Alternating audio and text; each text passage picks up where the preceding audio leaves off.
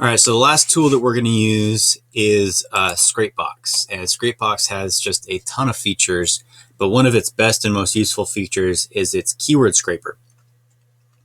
So to use it, you just simply click on keyword scraper here, and it pulls open your keyword scraper window.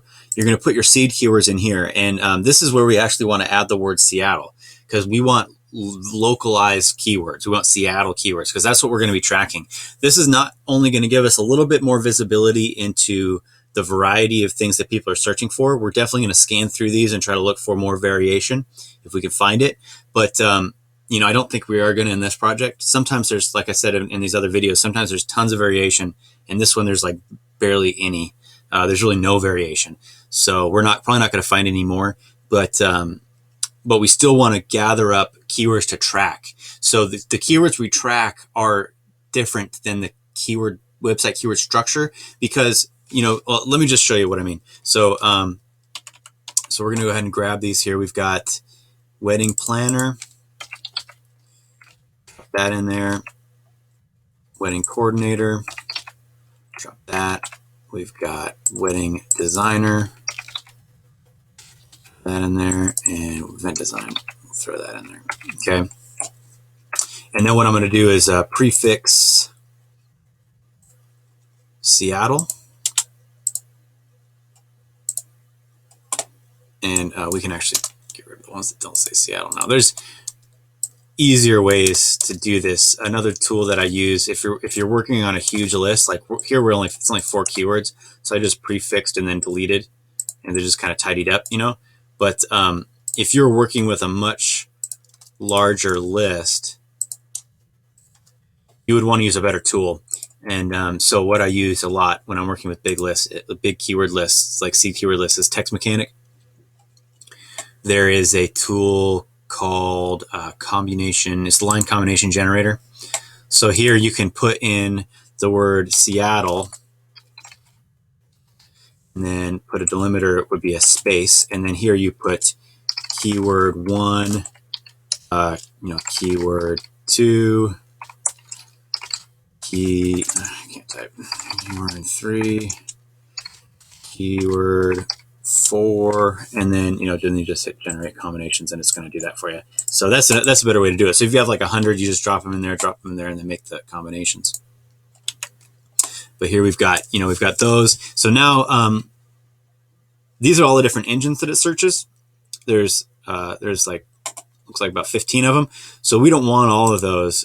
What we want is just engines that give local business results. So we want local keywords. So that would just be Google, Yahoo, and Bing. Just your typical, your main 3 search engines.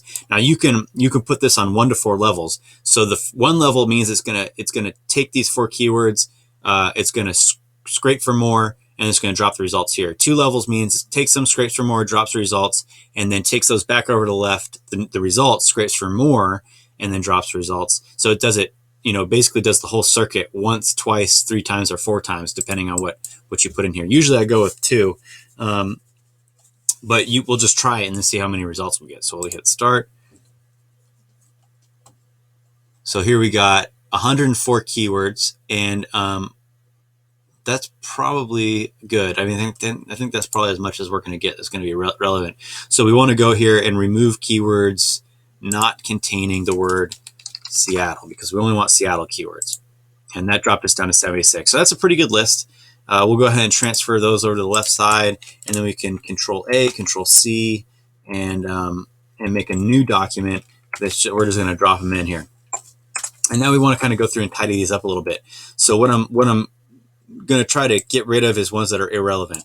So wedding gown designers, that's not our client, so we don't want that. Wedding coordinator jobs, don't want that. Seattle gay wedding planners, so that's actually, that's something that I did not think of. That might be a keyword that we could use on the site that would give us a huge edge in a tiny niche. So that's actually something we're going to go ahead and grab and drop here. But yeah, sometimes when you're looking through this, you do get some new ideas. Cost kind of applies. I mean, I don't really like that keyword very much. Mysteries, I don't even know what that is. Internships, not related. Cost, sure, we'll leave it. Best Seattle wedding planners, so that's a good one. Jobs, nope. Nope. Bridal designers, I really don't know what bridal designers is, but we'll leave it in there. Event design, Seattle, Washington. Seattle Day of Wedding Coordinator price. Jewelers, not a jeweler. Interior, no. Or actually, this interior design, no, that's not it.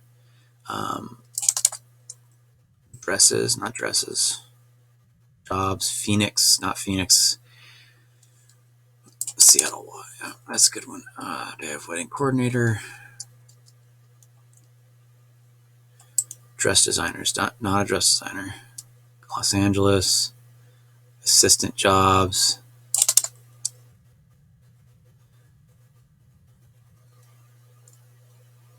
I don't like the keyword cheap. I try to stay away from that one because I don't want my clients to think that I'm optimizing them to show up for keywords that say cheap. Because I remember that happened once, and they're like, "Well, we don't do cheap," so even though it's just some random keyword I was tracking, so I try to keep that one out. Mysteries. Oh, that must be like a play or something. Wedding planner mysteries cast.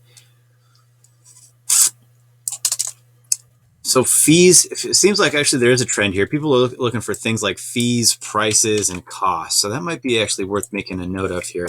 So we've got fees, prices, and costs. We might make a page on the site just about fees, prices, and cost. Actually, I'm going to separate that out. Wedding planner fees.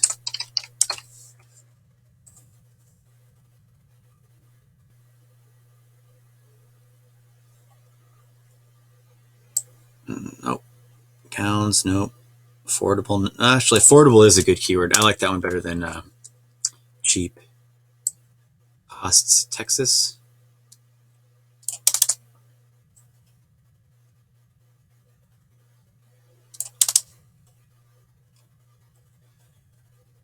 Rates. That'd be another one that we could put in the fees page.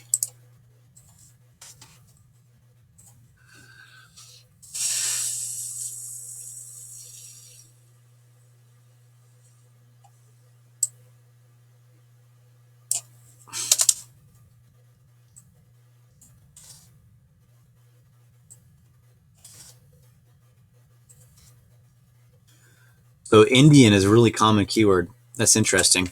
Yeah, that's interesting. So okay, so we got a list. We got about 48, and that's actually about perfect. Usually when we're tracking, typically for a typical local client, I try to track 50 keywords per client. That just seems to be a good number where we get lots of variety, but we're not overwhelming the tracker with one client. So that's it. So now we've got two documents here. We've got our this is what you want to end this with, this keyword research. You want to end this with two documents. You want to end this with the document that looks like this, and you can use a Google spreadsheet or an Excel spreadsheet if that's easier. That's what you like to work with. I like just using text editor because it's just kind of like, for me, it's just kind of like a brain dump. I'm never going to go back to this. I'm just going to use it one time and then it's done. So it's just kind of a brain dump. It doesn't need to be organized. I'm not going to send it to the client, or it doesn't need to look nice. I'm not going to send it to the client. I'm not going to format it. So that's why I just like to use text editor, because it's just quickest. So, but you want some type of document that has a hierarchy page structure for the site with a main keyword and then some supporting keywords. And then a main keyword and then some supporting keywords. Each of these main keywords we're intending to make into a page on the site. So right now we're looking at making 5 pages on the site. An event design page, a wedding designer page, wedding coordinator page, wedding planner fees, and wedding planner page. So these are the 5 pages. On a bigger site with more variety in the keywords, I mean, sometimes this document could be really long, and sometimes you might even go deeper. You might have under prices, you might have another supporting keyword and another supporting keyword. So, it just kind of depends on the client, but you're looking for a document that looks like this and then a document that looks like this. This document should just be a dump of Seattle or city-based keywords for the client. Just a bunch of city keywords. These are the keywords that we're going to use in our link building. for anchor text, and also for tracking. These are the keywords we're going to use for tracking in ProRank Tracker.